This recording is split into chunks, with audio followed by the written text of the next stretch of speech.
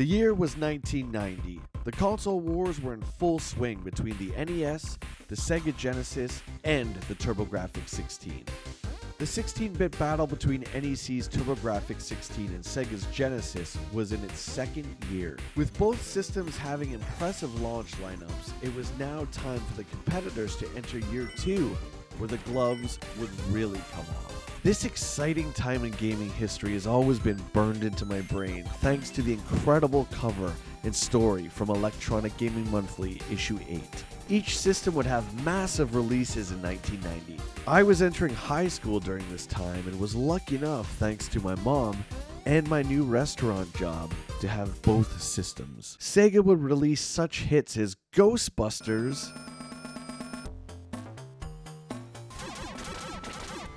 Michael Jackson's Moonwalker,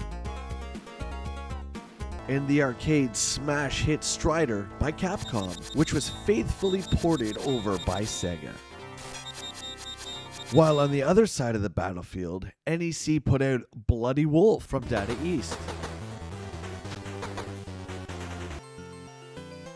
a Zelda clone called Utopia by Hudson Soft, and launched their console's official mascot, Bonk, also by Hudson Soft.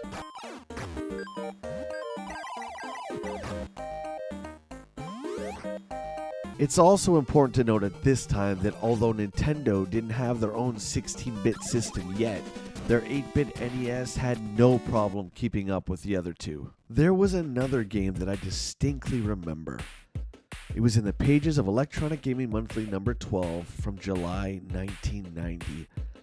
It was incredible looking, colorful, vibrant, dark, gruesome. It was unlike anything I'd ever seen before. But we're getting a little ahead of ourselves here. Before Splatterhouse was released on the TurboGrafx-16, it was an arcade game created by Namco and released in 1988. Upon its release, the arcade game would receive praise for its excellent graphics, sound design, and pushing the boundaries with its graphic nature. Namco was clearly inspired by Western horror films, and the love for them shines through with the game's visuals. Splatterhouse the arcade game was directed by Shigeru Yokoyama. Nintendo had really strict publishing rules back then, being that if a game appeared on the NES, it wasn't allowed to appear on any other console for a minimum of 2 years. To get a game published on the NES back then, you had to understand that if there was anything Nintendo deemed inappropriate, they had the right to change it. This would certainly include blood and gore, and Splatterhouse was chock full of that. That being said, the very first Splatterhouse game to hit home consoles was on the Famicom. In 1989, Namco released Splatterhouse Wanpaku Graffiti for the Famicom.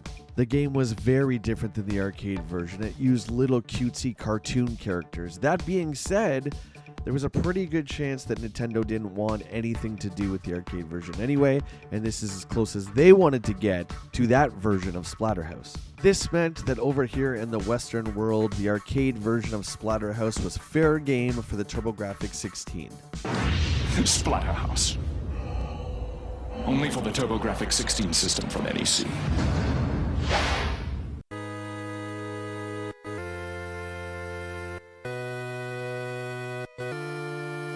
I purchased the game in 1990 and was in love. It was so different. And being such a horror fan myself, it was really cool being the bad guy in a game. Even though you weren't really the bad guy, you certainly felt like you were. I remember picking up the box for this in an electronics boutique and being completely blown away. The cover art was unlike anything I'd ever seen before. In the bottom left-hand corner, the box read, "The horrifying theme of this game may be inappropriate for young children and cowards." I don't know who that message was for exactly, but it was awesome. In terms of print media, Splatterhouse was absolutely everywhere, donning the cover of TurboPlay, having ads in game magazines. This also included a comic strip that fleshed out the story a little bit further. Splatterhouse for the TurboGrafx-16 is a side-scrolling beat-em-up. The story is nothing new, it's one we've heard a million times, but classic nonetheless. It stars Rick Taylor and his girlfriend Jennifer Willis. The two students find themselves caught in a rainstorm. They see a giant house in the background and quickly run to it. This is known as the West Mansion, or the Splatterhouse. Rumor has it that this was once the home of Dr. West. It is said that in the halls of the Splatterhouse, Dr. West would conduct his grisly experiments. Rick is knocked unconscious, and when he wakes up, he's in the dungeon of the manor and donning the terror mask. Now, all of this is shown in the arcade game, I should note, and none of the cinematics show up in the TurboGrafx version. In the TurboGrafx version, the terror mask is also red instead of white for obvious copyright reasons. Now the quest for Rick to find his beloved Jennifer begins. Gameplay-wise, Rick does your standard punching and kicking that you'd expect from this kind of game, along with this strange slide kick that I can never seem to properly do. But where the gameplay really shines is with the variety of different weapons that Rick gets to use throughout the game's 7 levels. There's the trusty 2x4, which Rick swings with ferocity. Man, it makes the most satisfying sound upon impact. There are one-time use projectile weapons such as the spear, the rock, and the wrench. There's the shotgun, which is not seen often, but it allows our hero to hit scan enemies from all the way across the screen. The golden cleaver is used against the boss in level 4, the Evil Cross. His name was changed in North America to Bluehead. Each of the 7 game stages are really unique looking, and they really give you a sense of just how big the West Mansion really is. Level 1 is called the Dungeon, and it's pretty straightforward. Rick travels from left to right until he reaches our first boss, the Boreworms. They emerge from all the rotting flesh, and Rick has to defend against them for a set amount of time. Watch out for that last one, Rick.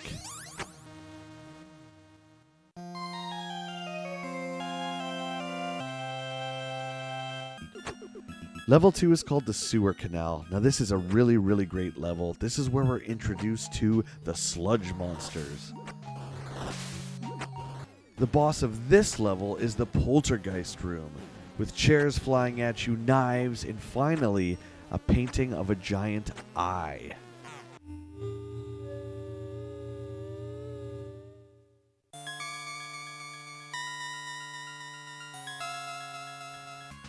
Level 3 is called the Forest Ambush. Okay, now the challenge really starts to ramp up here as we face zombie dogs, and we get not one, but 2 shotguns. And boy, are you going to need them when you go up against the stage boss, Biggie Man.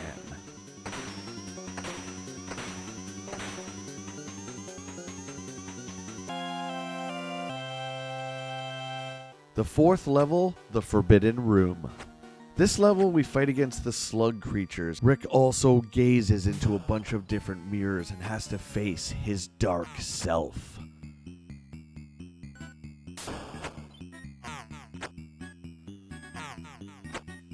The boss of this stage is the Bluehead. Level 5 is called the Rendezvous, and let me tell you something right now. This is by far, in my opinion, the hardest level in the entire game.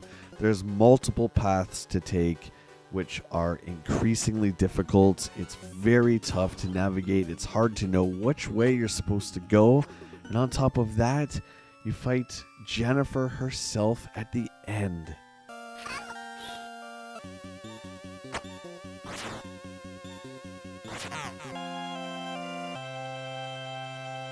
Level 6 is called the Womb and is the second last level in the game. It's incredibly difficult and a gauntlet once again that you have to endure with these enemies called the Egg Ovas. You definitely want to stay on top of them and kill them quickly, otherwise they're going to gang up on you and Rick has no chance. The boss is called Mother, and she is the heart of the Splatterhouse.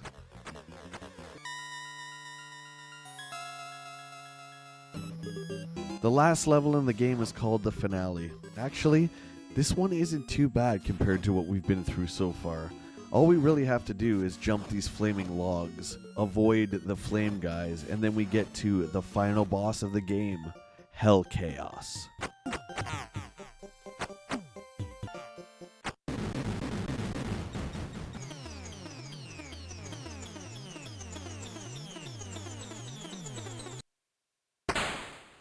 Magazine articles and reviews from back in the day were favorable, with GamePro giving Splatterhouse a pro review spotlight from Abby Normal in issue 13 from August of 1990. Video Games and Computer Entertainment gave it overall a 6 out of 10 in their issue 21 from October 1990, stating NEC Splatterhouse is reminiscent of the Halloween and Friday the 13th movies, though this time you're wearing the mask as the good guy. And Electronic Gaming Monthly reviewers Steve, Ed, Martin, and Sushi X all gave Splatterhouse a high 8 out of 10 in EGM number 13 from August of 1990. And I quote, Splatterhouse, while tamed down from the Little Scene arcade, is another fantastic example of how good turbo games can be. The game, albeit short, is challenging and graphically outstanding, with vivid blood reds and puke greens. I love it! The TurboGrafx-16 was discontinued in May of 1994. This system to this day still holds such a special place in my heart and is one of my favorite gaming consoles of all time. If you collect for the TurboGrafx-16, Splatterhouse is a must. And although the TurboGrafx did fall, Namco and Splatterhouse pushed on and produced 2 sequels on the Sega Genesis, but that is another story.